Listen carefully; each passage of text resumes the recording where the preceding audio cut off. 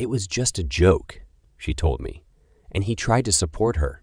But my perception of the whole episode was that I couldn't believe her. It was so real at the time, and they had no way to prove that it didn't happen, or maybe it really happened before. If I thought they had done it and I couldn't believe it was just a joke, then I could no longer live with my wife, whom I married 3 years ago. I think I'd better tell you this story so that you understand my dilemma. Flo, short for Florence, was my wife. I'm Jim. We met in college and got married shortly after graduation. We lived a normal husband and wife. We had children, a house, and a mortgage. Flo was a at-home mom until the kids left home, and then she resumed her career in real estate. Flo is an attractive woman, and I'm sure she gets picked on at work sometimes. But as far as I know, she has remained faithful to me and our marriage. She sometimes has an obscene sense of humor, and I think that's what ultimately got our marriage into trouble. We had 2 children, a boy Eric and a girl Patty.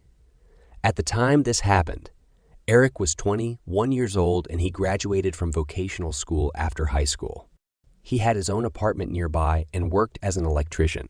Patty was 19 years old and a sophomore at a public university, about 150 miles away. In the absence of children, we had to look forward to a happy retirement in the future, when we would have time to travel and, hopefully, grandchildren, whom we would adore. Our personal life was what I thought it was. That is, normal. We had a good relationship, honed and developed during our married life. When we first got married, we did it almost every night and day on weekends. Over time, we started doing this 2 or 3 times a week, and that was enough to make me lose the desire. And I thought that the same thing was happening with Flo. Over the years, I've learned to press all Flo's buttons to make her like everything. And when she was done, she made a strange, high-pitched sound to announce her release. It always thrilled me to realize that I had done this. And the sound of her crying was what I was aiming for in our doing this, not in achieving my own pleasure. In almost every situation, there is a fly in the ointment, and ours has appeared in the form of a new neighbor next door. Roger and his wife Alice moved into the house next door about 5 years ago, and we became friends. The problem with Roger was that he was a joker and liked to make fun of everyone he was involved with, and much to my chagrin, I was one of the favorite recipients of his jokes. Besides, what bothered me even more was that Flo enjoyed his pranks, especially if I was on the recipient side. I tried to tell her that I didn't like his jokes or her pleasure, even her concern, but she wouldn't listen and wouldn't back down. Over time, I realized that Roger was attracted to Flo, and I think he was thinking about getting to know her better. Whenever we were together, he and Flo would laugh together at his sometimes obscene jokes, while Alice and I would just smile politely at their antics. When we were in public, I know Alice was just as depressed as I was about some of the things they were doing. I remember one day on the beach, Roger was making fun of some people in a passing boat, and to my horror, Flo followed his example. Alice and I were shocked by their carelessness and scolded them to no avail as they laughed hysterically together. Shortly before the end, I began to suspect that things were getting out of control. We were at Roger and Alice's house, and Alice and I sat in the backyard while Flo followed Roger into the house to help bring out the drinks. Alice and I talked for a while until we realized that Flo and Roger had been gone for quite a while. So we went inside to look for them. When we entered the kitchen, we found it empty. But as soon as we started looking for them, they came out of the living room, hugging each other, giggling and laughing. Roger had lipstick on his collar and around his mouth, while Flo's lipstick looked smudged and her hair was disheveled. Alice and I just stood there in shock with our mouths open. "Oh, hello to you guys. I'm sorry we're taking our drinks too long, but I had to show Flo my prints," Roger spoke, seemingly oblivious to their appearance. Alice and I continued to stand there, still stunned by their obvious brazen audacity. "Roger has some wonderful prints. You know what I'm talking about, don't you, Alice?" Flo commented on this with a smirk. By this time, I had already gathered my thoughts and finally spoke. "What's going on?" I asked Flo. "How come Roger has lipstick on his face and clothes, and you look like you've been kissing?" Oh, that's because I was so happy to see Roger's prints. I must have gotten carried away. You don't mind, do you? "What is it?" she asked, trying to keep a straight face. I began to understand what was going on when I looked at their faces. Roger had a smirk on his face that comes out when he pulls one of his jokes, and Flo was looking away, so I couldn't see how hard she was trying to keep from laughing. I could feel my irritation growing. Alice was still not in the mood for what was happening when she finally spoke. "What about Roger?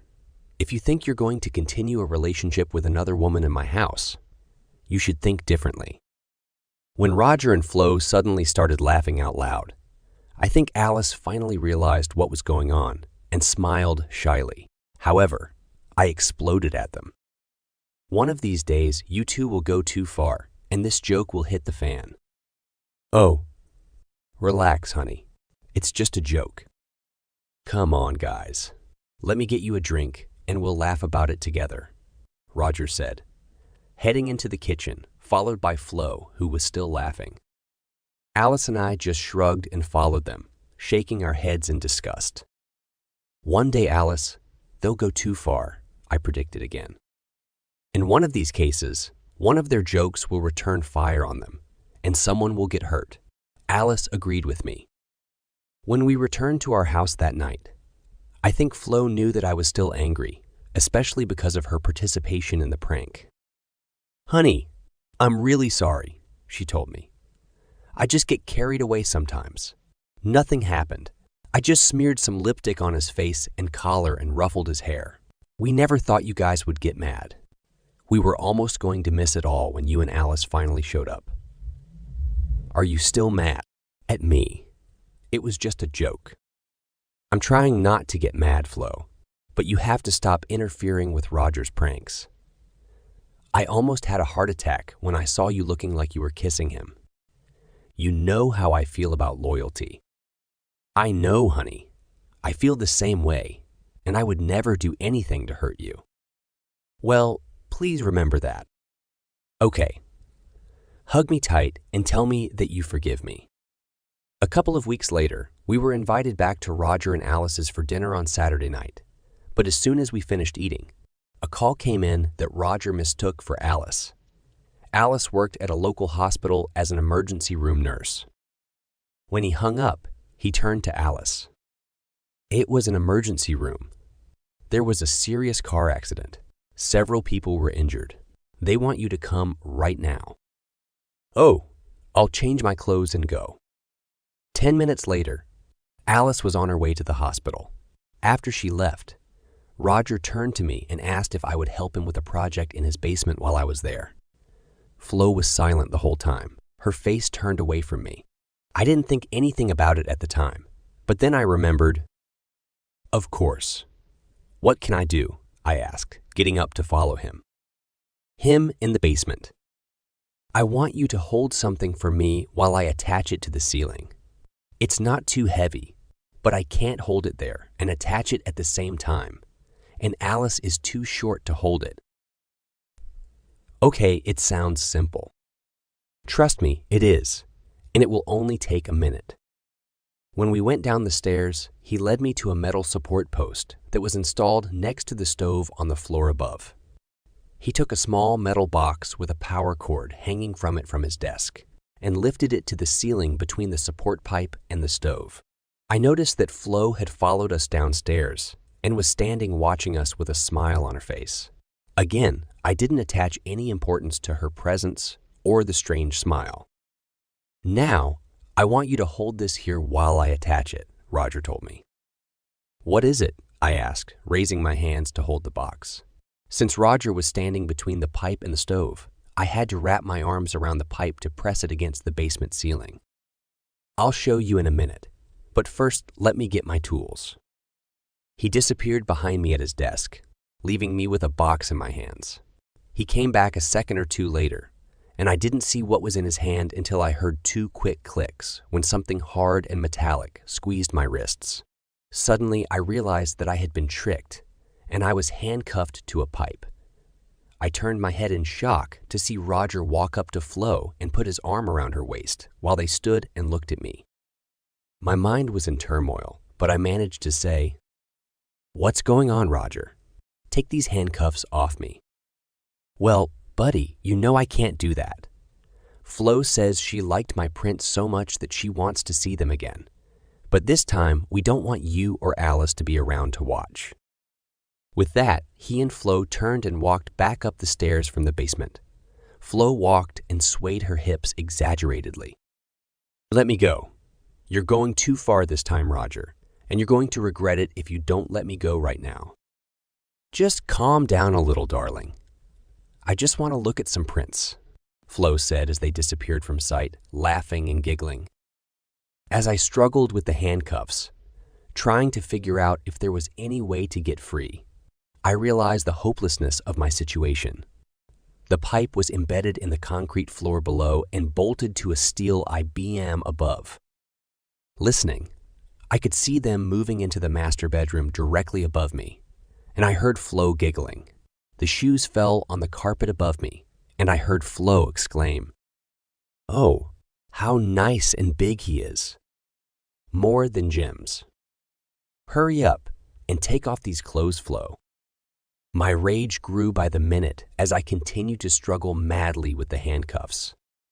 "Come on, do it. Flo, you're so hot. Let me do this.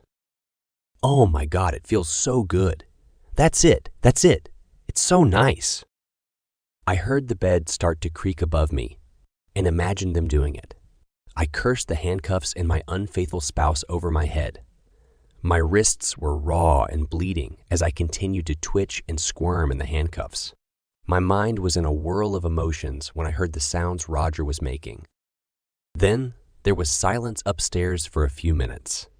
I stopped resisting and just lay on the hard cement floor with my arms wrapped around the pipe.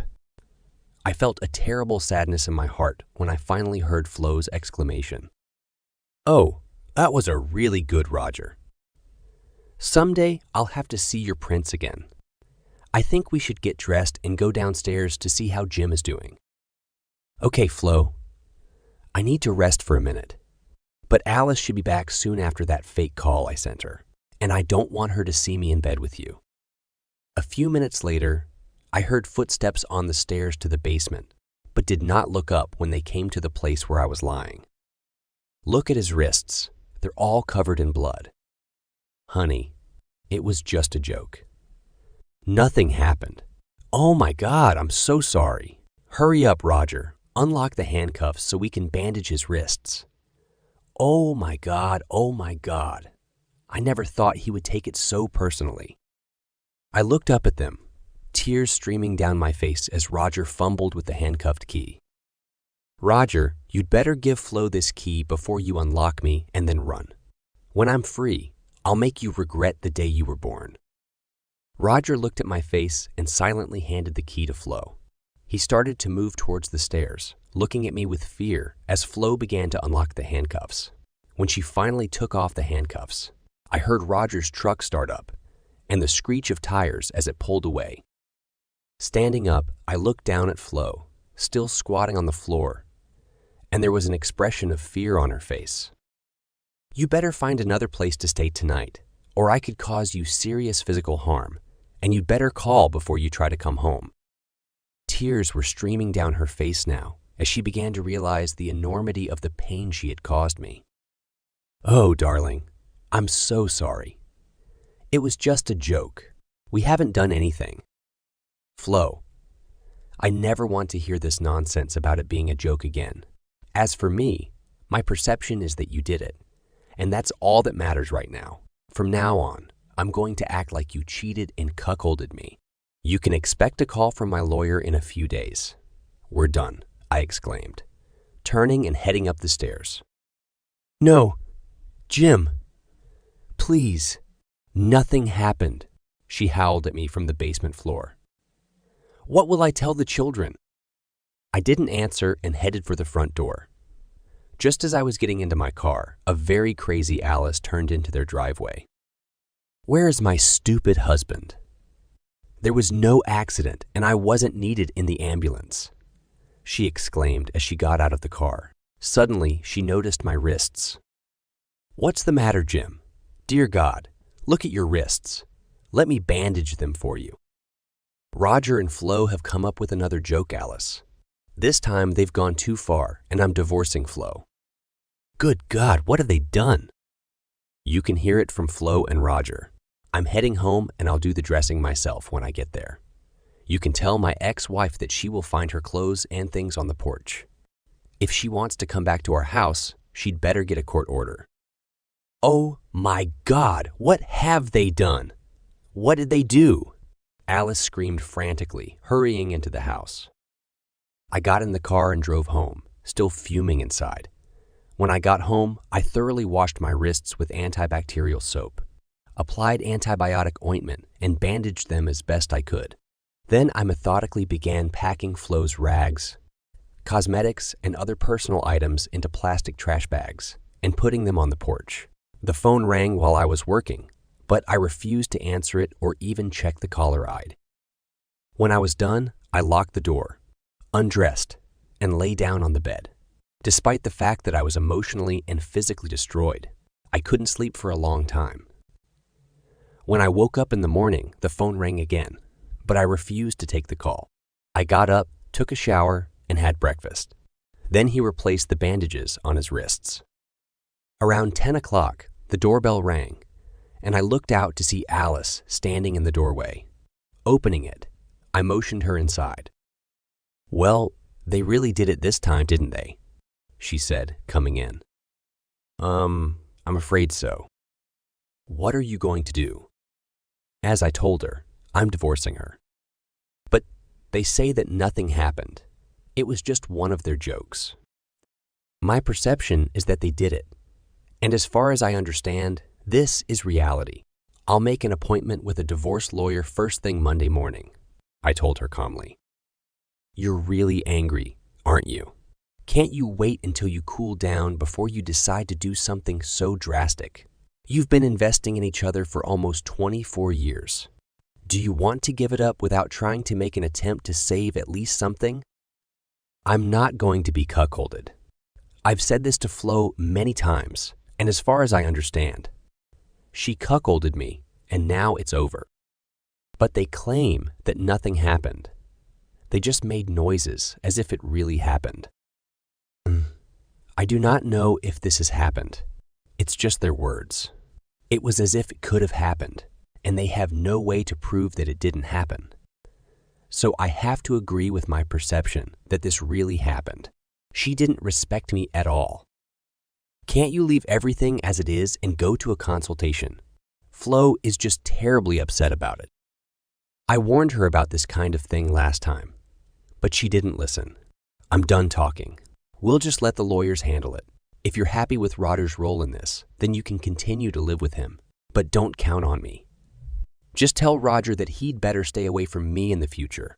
I haven't decided what to do with Roger yet, but I really hate to see you guys break up over this. Roger is very remorseful about all this and wants me to convey his sincere apologies to you. Make sure he understands that our friendship is over.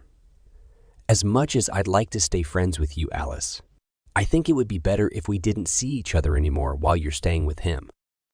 Is there anything I can say to Flo that might give her some hope that you'll forgive her? If she can prove to me that she didn't have it with Roger, I'll think about it. And I don't take Roger or her word for it that nothing happened, and it was just a joke. I feel like it happened, and that's why it happened." "All right, Jim, I'll tell her. I'm going to miss you." "I'm going to miss you too, Alice. Now, let me load her things into your car, and you can take them to her. I assume you still have it. She's moving in with her sister this afternoon." Her sister lived on the other side of town. She was a widow and lived alone, so there would be a place for Flo, perhaps indefinitely. After loading Flo's bags into Alice's car, I waved to her as she drove away and then returned to the house. The first thing I did was look for a locksmith's number to change the locks in the house. I suddenly realized that if I left for work on Monday and Flo returned to the house and changed the locks, I would end up on the street. I arranged to change the locks on the same day, and then pulled the plug on my phone and left my cell phone off. I spent the whole day doing housework until the locksmith came. After he left, I got in my car and headed to the local supermarket, where I bought some frozen dinners to eat for a week or so, and then returned to my lonely house. I really missed Flo after almost 24 years of living together, but I couldn't get rid of my anger at her and what she and Roger had done to me. That evening, around 7:30 a.m., I was watching TV when the doorbell rang. Looking out the window, I saw Flo's sister, Mary, standing at the front door. "Hi, Mary," was my greeting. I opened the door to let her in. "Hi, Jim. Can I take a few minutes from you?" "Of course, Mary. Come in." We went into the living room. She sat down, and I sat in an armchair and asked if she wanted something to drink. A Coke would be quite enough." I got her 1 and 1 for myself and went back to the living room. "I suppose you know what's going on," she said, taking a sip of her drink. "Yes. Are you going to ask me to take her back? If that's the case, then you shouldn't have come." "No. She told me all about it. How are your wrists?" "They're scabbing now, and everything should be fine. I don't see any signs of infection." Flo will be glad to hear that. You know she's almost ready for a nervous breakdown, especially since you don't want to talk to her. And that's why I'm here. To send a message. Rather, more than one message. I will listen to your messages, but I promise nothing in return. First of all, she loves you very much and is very sorry for what she did. Okay, is there anything else? She wants you to know that she's willing to take a lie detector test to prove that she's not lying when she says nothing happened to Roger or anyone else. That's the only proof she can offer you. It was a new opportunity that I hadn't thought of, and I thought about it for a few minutes while Mary stared at me intently, continuing to sip her Coke. It sounds normal to me, but I want to set some conditions. First of all, the results proving that she didn't have it with Roger doesn't mean that I'll take her back. Secondly, Roger would have to take the same test, and his test results would have to match hers. Thirdly, I need the approval of the person who conducts the tests and questions. And fourthly, I will not pay for the tests. That sounds reasonable to me, Jim. But can't you be more confident that you'll take her back if the test results show they're not lying? No. She hurt me deeply, and even if I get her back, it will be a long time before I forgive her. All right, Jim. I'll give her your terms. I'm really sorry about that. I wanted to be mad at her for her stupidity when she showed up at my place this afternoon, but she was such a pathetic sight that I don't believe anything I could have said would have made her feel any worse. She knows that she did a very stupid thing and also caused you terrible pain. I'm going to have to give her some pills to get her to sleep tonight. I also want to tell you that she called your children and told them what she had done. I think they were a little offended with her, as she hadn't stopped crying since. She talked to them. Well, I better go back and deliver your message. Thanks for the Coke. All right, Mary. Thanks for coming all the way here. I appreciate your concern. After she left, I sat down to think about the situation. Some of my initial anger had cooled down a bit, and now I could think more clearly about what I wanted. I decided to have a drink first and went to the office where my drinks cabinet was, poured a glass half filled with scotch, and then went to the kitchen to add an ice cube. Without returning to my seat, I wandered around the house, looking at all the things that were memories of our married life together. Did I really want to end this? The doorbell roused me from my reverie and memories. Looking out the window, I saw our daughter Patty standing at the front door, looking obviously unhappy. Oh, I thought. She had just discovered that the locks had been replaced and her key was not working. After opening the door, Patty immediately went inside, giving me a hostile look. "What's with the locks, Dad? And why aren't you answering your phone?" I had to drive 150 miles to find out what was going on. "I'm sorry, Patty. I didn't want to talk to your mother. I heard from your Aunt Mary that she told you what she did." "Yes. And I'm really mad at you for kicking her out, just because of a joke. Can't you forgive her and let her come home?" When she called me to tell me what she had done, I realized that she had been a complete fool. "Patty, it was more than just a joke, and I warned her earlier that I didn't like the way she and our friend Roger were continuing their jokes, but she wasn't listening. I couldn't get too much out of my mom on the phone, but I understand that it was just a joke. What was so bad about it?" I continued to talk about what had happened. I started by telling her about the smudged lipstick joke they had earlier and about our subsequent discussions. Then I told her about the fucking joke, rolled up my sleeves, and showed her the scars on my wrists. "Oh, Daddy, this is terrible. Was that when you kicked her out?" "Yes, they may have had it. It really sounded like they were talking because I know the sounds your mom makes when she does it. Either that or they're very good actors. I understand that they did it, and this is my reality until she can prove otherwise. I asked your mother to take a lie detector test and ask Roger to take it. If the test results are confirmed, I'll have to believe her. But she hurt me so much, and the fact that she thought I'd put up with being a wimp and a cuckold and laugh out loud at their so-called joke. Maybe I still won't be able to live with her again. I'm really sorry about all this, Dad. I hope that you and Mom can handle this, because I love you both, despite what she did. I'm trying to achieve this, baby, because I really miss your mom, but I still can't accept her disrespect for me. Okay, Daddy, I guess I can't ask for more. Now that I know what happened, I'm going to visit my mom and see if I can calm her down. I'll probably spend the night at Aunt Mary's, and I have to go back to school tomorrow. Please turn on your phone so I can get in touch with you. And I know Eric wants to talk to you too.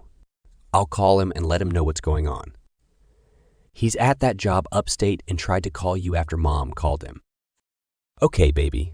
I'll turn the phones back on as soon as you leave. Give me a hug." I hugged her and hugged her to me. She looked so much like her mother that it was scary sometimes, and I loved her very much. She has always been my child. "Bye, Daddy," she said to me, opening her car door. I waved at her as she turned off the driveway and headed up the street. Then I went back to my lonely drink, turning on my phones again. A couple of days after Flo's sister, Mary, visited me. She called me and told me that Flo had agreed to my conditions for a lie detector test, and she persuaded Roger to agree to it too. Roger agreed to pay for his own test to show his remorse for participating in the prank. Mary also gave me the name and phone number of the test administrator. My anger at Flo for participating in the joke had cooled somewhat, but I felt so depressed that if she loved me and didn't do it with Roger, how could she participate in such a humiliating joke on me? I was slowly coming to the conclusion that maybe her love for me had passed, despite her protests about wanting to get back together with me. It can come down to a simple decision, whether I want a loveless marriage if the tests prove that it did not happen. Flo tried to call me several times, but I just hung up when I heard her voice. After that, all her communication with me went through her sister, and I received daily calls from her, mostly about how sorry Flo was and how she wanted to come home. But I kept telling them that I wouldn't make a decision until the lie detector tests were passed. Around this time, our son, Eric, started calling me, begging me to forgive his mother and let her come home.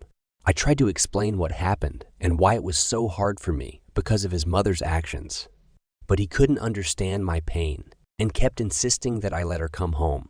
I realized that I could end up in an estranged relationship with my son if it turns out that we divorced. It was some comfort to know that our daughter, Patty, understood better what I was going through and was more supportive of me.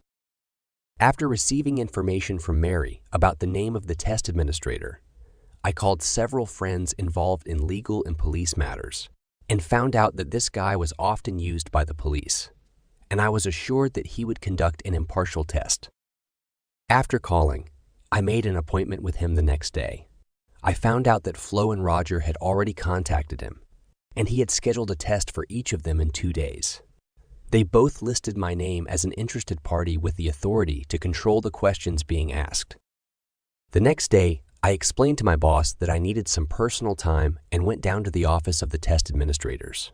His name was Jack Harlan, and I explained to him what the problem was, and I needed to solve it with his testing to determine if Flo and Roger were doing it or not.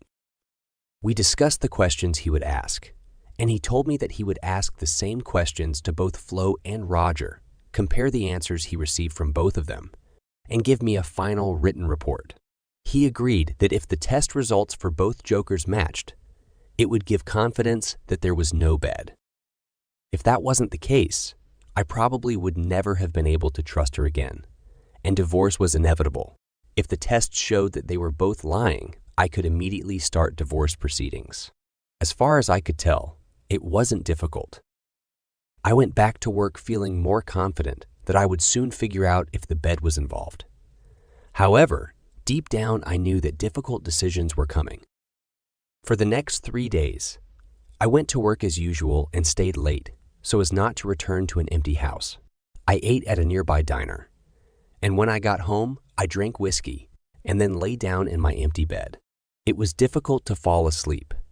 I really missed Flo, the warmth and love she brought to our marriage before the jokes started.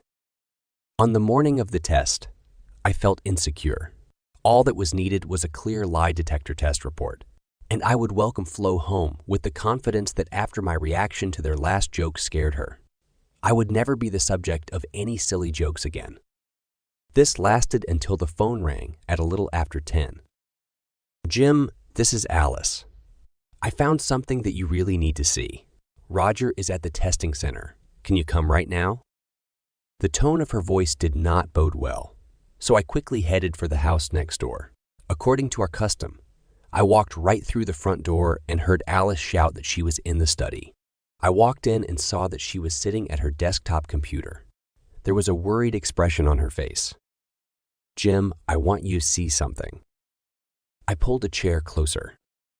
"Jim, Roger has been acting a little secretive since Tuesday. A couple of times I passed by this door, and he hastily minimized something on the monitor. In addition, he sometimes leaves the room when he is on the phone. Yesterday, I'm pretty sure he was on the phone with Flo. I just had my first chance to look into our computer without it in the house." With these words, Alice clicked on the Google icon at the bottom of the screen, after which the application opened. I do not know if Roger understands that if you do not delete them, all Google searches will be saved. This is the story of his search since Tuesday. My blood froze in my veins when I read some of what had been researched. There were 4 different options on the topic, how to cheat a lie detector test. Alice and I sat side by side and for the next 30 minutes and read many of the pages that Alice's husband was looking through. When we had read enough, we retired to her living room and discussed what we thought it all meant. We were still talking when we heard Roger's car pull up outside. Soon, the front door opened and he entered. He looked at me warily, muttered a greeting, then walked over to the couch opposite Alice and me before sitting down. If I hadn't been watching him, I might not have noticed the slight limp when he limped on his left leg. That was the only answer I needed. "Rog, I believe you passed the test with flying colors. To tell the truth, I was pretty sure that nothing had happened that day anyway."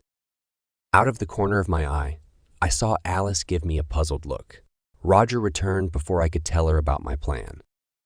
"If you're willing to swear that you and Flo will never pull any tricks again while you're alive, I'm ready to come over and shake your hand to put all this behind you. I probably won't even bother reading the report."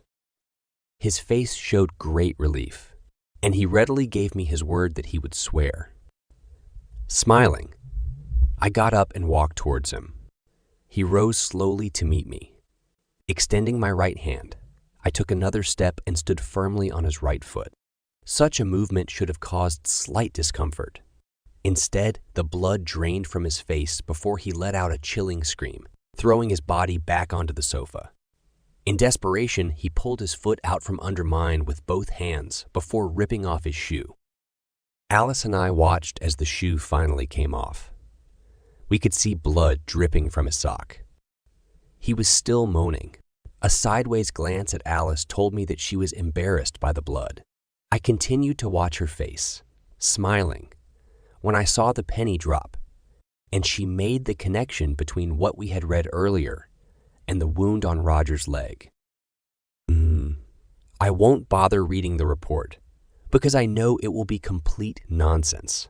Did that nail you drove into your shoe when you pressed it while answering their security questions help to hide your lies? It had to happen, didn't it? The pain on Roger's face eased a little, replaced by an expression of despair as he looked from me to Alice. Yes, I did cheat, and I told Flo how to do it. But not for the reason you think, dude. Really, let's hear it, Alice. It should be good. Alice and I sat down again, and Roger gently pressed on the sole to stop the bleeding. I looked at Alice and saw her frowning at the mess he had made on the floor. I thought about suggesting to her that she make him clean the carpet with his tongue.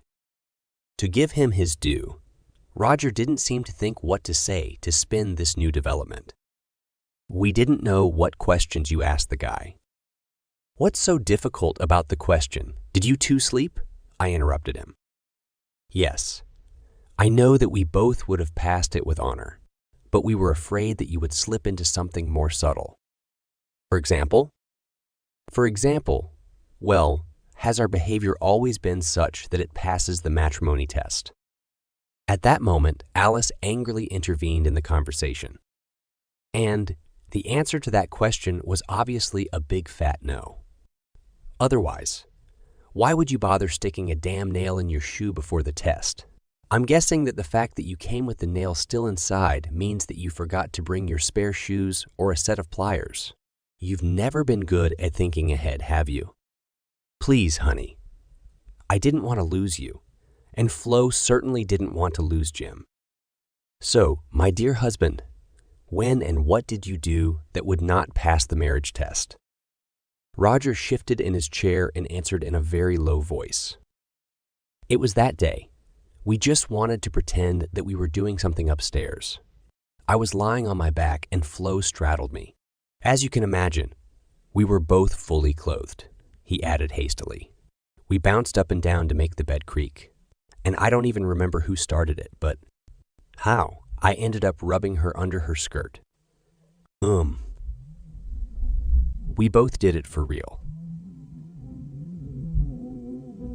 We were so stupid. I was a little confused.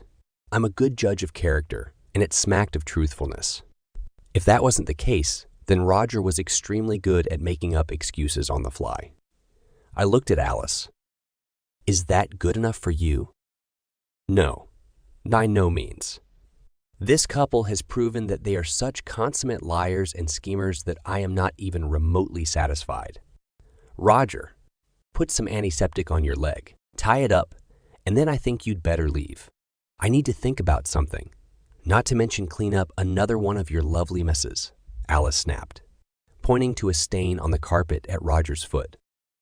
If Roger wasn't a fantastic actor, the look of horror on his face indicated that he was incredibly worried about the future of his marriage. He blurted out, I have a video. Alice. What? My question sounded almost simultaneously. What video? We sounded like a sick version of two people singing in harmony. I installed a video camera in our bedroom before we handcuffed you in the basement. I filmed it all. I beat Alice to the punch. Then why didn't you say that a few days ago? Roger didn't need to answer that question. If the video showed them touching each other, even fully clothed, it would not be something that two spouses desperately trying to reconcile with their partners would want to make public.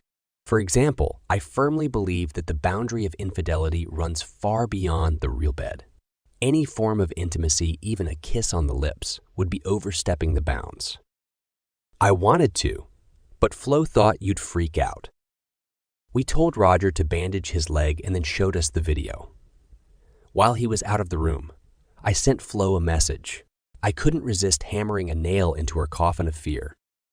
Take the nail out of your shoe and come to Alice's house. Roger is going to show us the video. It's usually about a minute's walk from Mary's house to ours, but it took a good 35 minutes before there was a knock on the door. Alice opened it and let Flo and her sister Mary in. Flo's makeup was ruined, and her eyes were red. Mary explained that my wife panicked as soon as she read my message and realized that I had caught her playing nails. Flo didn't look nearly as calm about the test results as Roger did when he first came home. Mary just looked at me and raised her eyebrows at Flo's further self-destructive behavior. Flo tried to hug me, but I sat her down on the couch next to me. She continued to look at my face, I suppose, to understand how I was feeling. I wondered if Mary had any idea what was on the video. Alice and I didn't sit idly by during those 35 minutes. Our conversation revolved around what we would most likely do if the video turned out to be exactly what Roger said. Alice had already decided that she would probably forgive Roger for letting the situation in the bedroom get out of control. That is, after letting him cook for a while. I was more ambivalent. My emotional reflex was that my wife betrayed me, which, as I always swore, was unforgivable. However, my logic circuits were calmer. Flo has been a model wife for 24 years, and our children have already made it clear that they will be devastated if I don't forgive her. A minute after everyone had settled in, Roger appeared with his laptop. A used flash drive was sticking out of one port, and a cable was sticking out of the other. He put the computer next to the TV and turned it on. It seemed strange to me that he just didn't put the USB stick in the TV. But then I remembered Alice telling me that he wasn't that tech savvy. As soon as the image on the computer screen matched the image on the TV, Roger muttered another apology and pressed the play button. Flo was looking away from everyone else in the room and the TV. She knew my position on fidelity, and it must have been a terribly awkward situation for her. Mary stared at the screen intently as if she had no idea what was going to happen. Roger looked more relaxed again. He sat down next to Alice and tried to grab her hand, but she pulled it away. The clip only lasted about 10 minutes and pretty much showed what Roger had already described. It was almost completely unlike a bed. A few seconds after it all started, both main characters appeared. Fully dressed, as Roger said, Flo turned him over on his back, then straddled him, returning to the camera and saying word for word what I heard when I was handcuffed in the basement. We saw that it was Roger who started the game with his hands, but he was only a few seconds ahead of Flo. It was very difficult for me to observe this for several reasons. Firstly, because no man with any self-esteem and outside of a set of crazy cuckolds wants to watch his wife with another guy in such a situation. Secondly, it caused me ugly post-traumatic stress when I heard the words that had so devastated me less than a week ago again. It made my wrists burn and throb in memory of my helplessness to prevent what was happening in the room above me. About halfway through, I closed my eyes and tried to block out the noise. I didn't open my eyes again until the silence that followed their mutual climaxes filled the room. The silence has never seemed so loud and pervasive. Judging by the silence in the room, even the normal sounds of breathing could not be heard. I was not alone in my feelings. I stared at the screen, seeing Flo and Roger split up very quickly before leaving the camera's field of view. The video stopped, showing an empty bed. The complete silence in the room lasted for several unpleasant seconds after the clip ended. Mary looked at Flo with disgust. Roger looked at Alice hopefully. Flo focused on the stain on the floor in the corner.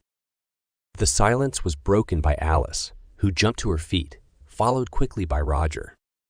"You're a smelly, unfaithful woman." The words of the petite nurse were shocking. The worst thing I've ever heard her say in the past was cursed. Roger was certainly shocked, judging by the expression on his face. The crack when her open palm touched his cheek was like a gunshot. She was foaming at the mouth. I can honestly say that I've never seen someone so angry. But, honey, don't you dare touch me, you treacherous little traitor.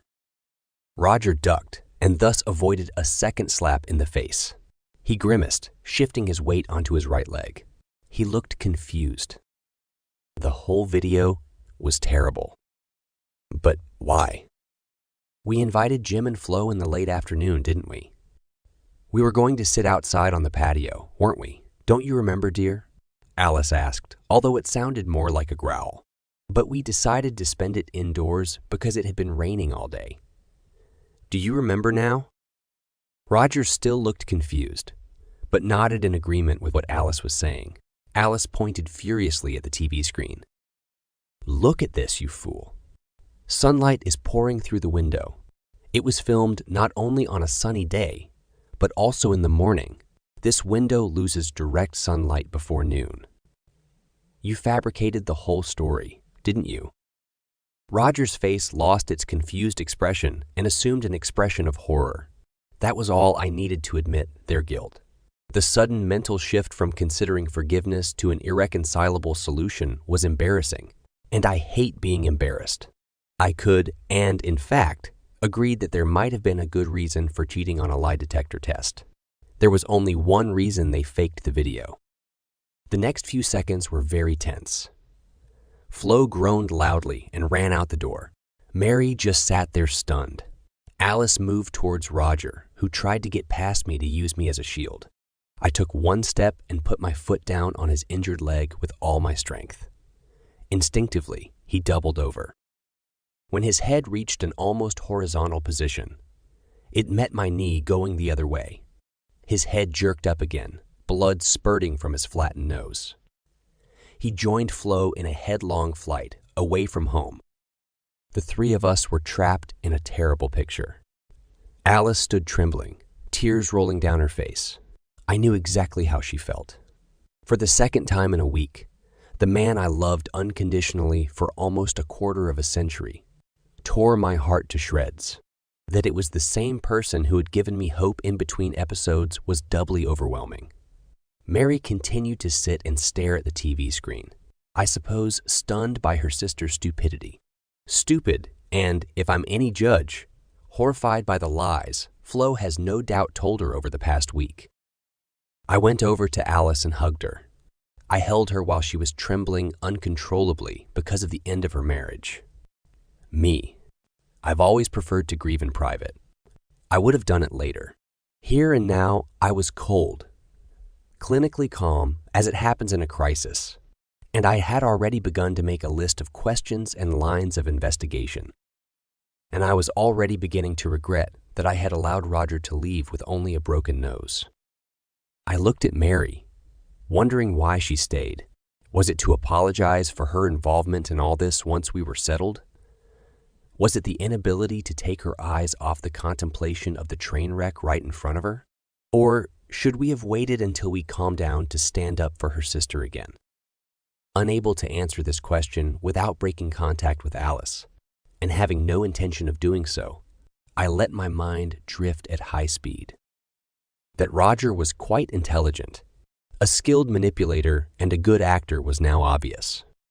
Although he didn't seem to be as smart as Alice, if she hadn't noticed the hint of sunlight, we would probably still be part of two successful couples even now. Looking back, it can be said that the remade video was inspired.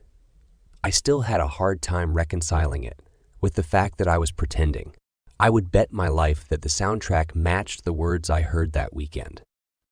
The inevitable logical conclusion that confidence led to fit exactly into the same slot in my mind, like the penultimate piece of a puzzle. Either they duplicated the old soundtrack with new visual frames, or they copied the words and sounds in real time. Both scripts were based on the fact that they recorded their actions during the original episode. Suddenly, Roger's actions, playing the file through his laptop, made sense. After hugging Alice one last time, I put her down on the couch and went over to the laptop. Thank God he hasn't gone into sleep mode yet, which would require a password to restore access to. Stupid, I thought to myself. If that were the case, I could just look at the flash drive on another device. Obviously, my brain was also clouded by everything that happened. With my fingers dancing over the keys and the mouse, I closed the video playback software to be presented on the Explorer screen, which informed us that we had just watched me and Flo shooting 8. There were also files marked from 2 to 7. Against the background of the others, 2 more files stood out like flags. One was called me and Flo, the original. The other was called The Basement.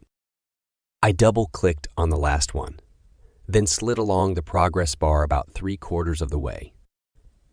There I was again, suspended from that bar in the damn basement, filmed by an obviously hidden camera. I closed the clip. There are too many bad memories. The file marked original was much larger than the subsequent ones. After glancing at Alice and receiving her nod of approval, I pressed this button. It overlooked Roger in Alice's bedroom. The view was different than in the 8 videos, and it made me run down the hall to that room to compare the 2 views. Half a minute of detective work led me to the conclusion that the original camera was probably hidden on a bookshelf, while subsequent versions were most likely shot from a camera mounted on a tripod at the foot of the bed. When I returned to the living room, the small counter at the bottom of the screen showed 1 minute 5, with more than an hour to go. Roger obviously didn't know how to edit either. I jumped 20 minutes to the end, then advanced at 30-second intervals until the action began.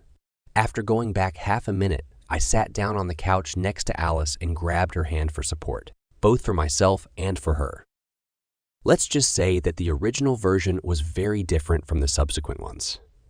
The only thing they had in common was that it all started with Flo pushing Roger on his back. About 25 seconds later, I heard Alice and Mary gasp in unison. Because of the angle at which the video was shot, Flo's face was visible on it as she turned her head to the side and looked down and to the left of the camera. In other words, to a grate at floor level, which opened into a channel through which the sounds on which their joke was based were transmitted to the basement below, the basement where I was held captive. Flo's expression, the one that made the 2 ladies gasp, was disgusting. My wife knew perfectly well what was going on in my head in the basement that night, and she loved it. My own ever-loving wife took pleasure in mentally tormenting me. I was fighting a strong urge to vomit. When Roger saw on the screen where Flo's gaze was focused, he grinned maliciously. Too shocked to check the time, but it must have been a few seconds later. We all watched as Roger turned Flo onto her back. As he knelt next to her, fumbling with his belt and trousers, Flo lifted her skirt on the screen and tore off her clothes, throwing them towards an invisible fireplace. The rest of the video reproduced pretty much what I imagined while in the basement. Looking back wisely, I think it was Flo's brutal enjoyment of the situation that emboldened Roger and spurred on the subsequent sequence of events. Having said that, if I were a gambler, I'd bet money that this was the first time for Roger and Flo, and the video certainly showed that what started as a relatively innocent situation quickly spiraled out of control. I was pretty sure Roger knew that he enjoyed watching the other person humiliate, but it was likely that Flo had stumbled upon her kink that day. After the show ended, Mary asked me if Flo and I had a future. I could tell from her behavior that she wasn't optimistic. I stopped for at least a minute to sort out my feelings. No, not in this life, Mary. Ironically, if Flo had come to me afterwards and said that it all started as a joke, but got out of control, as it looked in the original video, then maybe I would have thought about forgiving her. But no. She and this guy conspired to falsify the story and cheat on the lie detector test. This is a level of deception that I didn't even think she was capable of. Makes me wonder how well I know her. What else did she deceive me about? Besides, we haven't seen all the workout videos yet. After her initial gaffe, she returned and at least made contact with Roger once more. I'm sorry, Mary, but it's over between us. Mary nodded grimly. Please don't destroy her publicly, Jim. It would only humiliate your children. If you give me a copy of the video, I'll calmly explain it to Mom and Dad, Flo, and even your children if necessary. I nodded and thanked her. She left sadly, but with a determined expression on her face. Alice has already opened the phone book in the legal section. Alice and I have been comforting each other for weeks. However, it was clear that any relationship is doomed to bad memories, and we parted as friends. I was leaving her house late one night after comforting her once again when I ran into an angry Roger in her front yard. How could he ever hope to reconcile with Alice when I was seeing her 5 times a week?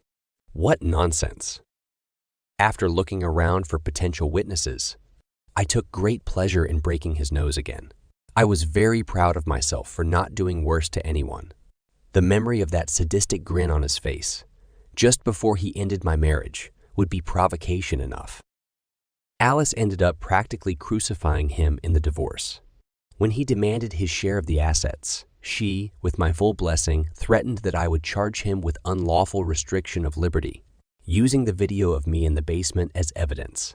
He reduced his losses and disappeared soon after. Just as well. I must have been bluffing. Maybe I could have brushed off the public humiliation of myself. And I didn't care about Flo's image, but I didn't want to embarrass my children or Flo's extended family.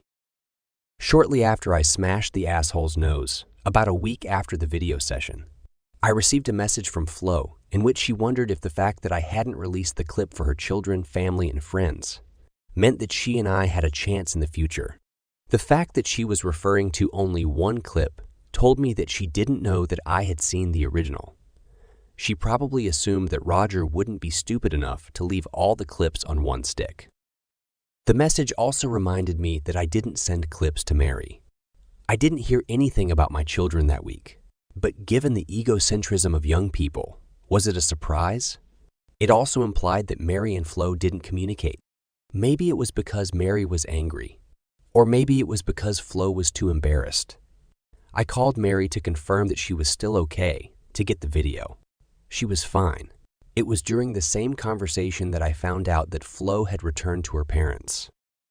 When I copied take 8, as well as the original on DVD, I remembered that I hadn't actually watched take 2-7. Then I did so. In between, they turned all the remaining soft or forgiving parts of my heart into unyielding concrete. Take 2 was much closer to the original than to their sanitized ideal. They started reading the script and doing the whole thing like a dressed cowgirl. But they lost control again, tore off their clothes, and started. Copulate like animals. Takes 3 to 5 were serious attempts to do everything right, but ended prematurely when one or the other of them started giggling or left the script. Take 6 was the worst. I do not know if Roger forgot to turn off the camera or not, but after an interrupted workout in clothes, he told Flo that he had a surprise for her. He left the room and returned with something that he inserted into the back of the TV in the bedroom. I realized pretty soon that it was an SD card from a camera in the basement. Grabbing the remote, Roger must have pressed the play button. I couldn't see the screen since it was level with the camera, but I heard enough of the soundtrack to make sure there was no doubt. To say that they both lost control would be a gross understatement. The same disgusting expression appeared on their faces that was on Flo's face in the original version. Again, neither lasted long. After they both fell back on the bed, Flo started scolding him. After she cleans up, they won't have time to get the video right before Alice has to come home. And judging by what Roger told her about Alice's to-do list, they only had the next morning to fix everything. They were betrayed by the morning sun on their next attempt. All this from a woman who behaved distraught towards her husband, children, and sister. I almost canceled the deal and copied the clip to everyone in Flo's address book, before I calmed down and realized how it would affect my children. I went in search of Roger, but by that time he had already left town. No, Flo won't be forgiven, and unfortunately, Roger won't have a third broken nose. I sent all the clips to Mary with the note that if I get information from someone about my mistreatment of Flo, I will post the entire video. She must have done a good job because one by one Flo's parents, Eric and Patty, called to tell me that they understood why my marriage broke up. Later, I found out that Mary had told them the whole story and offered to show the clips as proof. Flo's mother was the only one who accepted her offer, hardly believing the story. Apparently, she threw up in the middle of the original clip. After that, Flo did not resist the divorce. Through Mary, I learned that she had escaped the toxic atmosphere in her parents' house by renting a small apartment. Flo did send me a sincere letter apologizing for her behavior and attempted cover-up. The loneliness she felt screamed from the pages. She begged for forgiveness, but only to come to terms with herself. Her pleas for me to forgive her, for the sake of her parents, our children, and mutual friends almost brought me to tears. Almost. I haven't looked for a replacement for her yet, but there has been no shortage of single ladies vying for my attention. Ask any middle-aged woman about the availability of suitable, decent-looking men with good morals, and she will paint a gloomy picture. I'm looking forward to meeting them again, and since I'm not going to get married anymore, I think there will be a lot of such meetings.